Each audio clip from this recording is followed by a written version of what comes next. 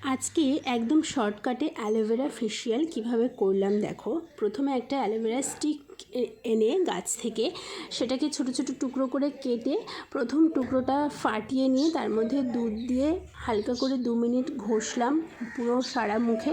তারপরে তার মধ্যে চালের গুঁড়ো দিয়ে আরও 2 মিনিট রাব করব। প্রথমে দুধ দিয়ে ওটা ক্লিনজিং হয়ে গেল, তারপরে চালের গুঁড়ো দিয়ে স্ক্রাবিং করছি, এখন 2 মিনিট স্ক্রাবিং হয়ে যাবে।